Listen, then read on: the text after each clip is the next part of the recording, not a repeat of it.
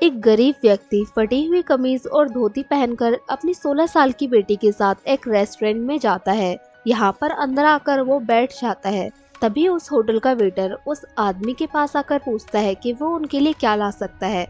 वो आदमी उस वेटर को बताता है कि जब मेरी बेटी 10th में थी तो मैंने उससे वादा किया था कि अगर वो इस साल अव्वल आएगी तो सबसे महंगे होटल में डोसा खिलाने के लिए लेकर जाऊंगा, और वो इस बार 10वीं में सबसे अव्वल नंबर लेकर आई है, इसीलिए अब मैं अपना वादा पूरा करने के लिए उसको यहाँ पर लेकर आया हूँ। और वो वेटर से कहता है कि आप मेरे लिए एक डोसा ले आइए। वो वेटर उससे पूछता है, सर मैं आपके लिए और क्या लेकर आ सकता हूँ? तो वो आदमी उसको बताता है कि मेरे पास बस एक ही डोसा खरीदने के पैसे हैं और मैं इससे ज्यादा कुछ नहीं मंगा सकता हूँ। वो जो वेटर होता है वो अपने मालिक के पास जाता है और उसको सारी घटना बताता है, और वो अपने मालिक से कहता है कि मैं इन लोगों को भरपेट खाना खिलाना चाहता हूँ। मेरे पास अभी पैसे नहीं हैं, तो जब मेरी सैलरी आएगी आप मेरी सैलरी में से उनके पैसे काट लेना। अब उस रेस्टोरेंट का मालिक उस वेटर से कहता है कि मेरी तरफ से इन लोगों को भरपेट खाना खिलाओ, और वो एक टेबल को सजवाता है और वहाँ पर उस लड़की के 10वीं में अव्वल आने की खुशी में सभी लोगों को पार्टी देता है। और जाने से पहले वो उन लोगों को कुछ मिठाई और खाने के लिए भी बांध कर देता है। वो कहता है कि इस मिठाई को ले जाइए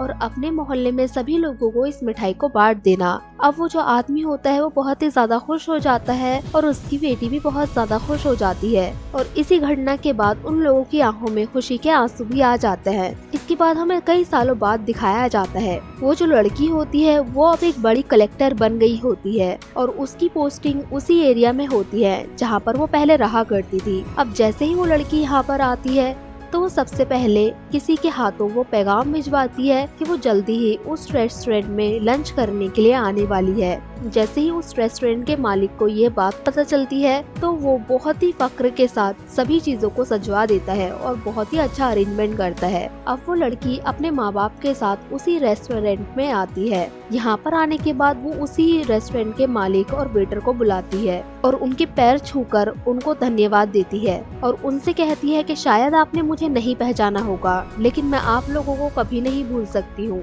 वो उनको पूरी घटना बताती है कि कैसे उन लोगों ने उनके गरीब होने पर भी उनका मजाक नहीं बनाया था, बल्कि खुश होते हुए उनकी खुशी में शरीक हुए थे और बिना कुछ कहे ही इतना कुछ उन लोगों के लिए किया था। और वो कहती है, आप दोनों बहुत ही ईमानदार और सच्चे दिल के आदमी हैं। और इसके बाद वो उन दोनों से कहती है कि कल आपको बुलाकर आपको सर्वश्रेष्ठ नागरिक का सम्मान भी दिया जाएगा।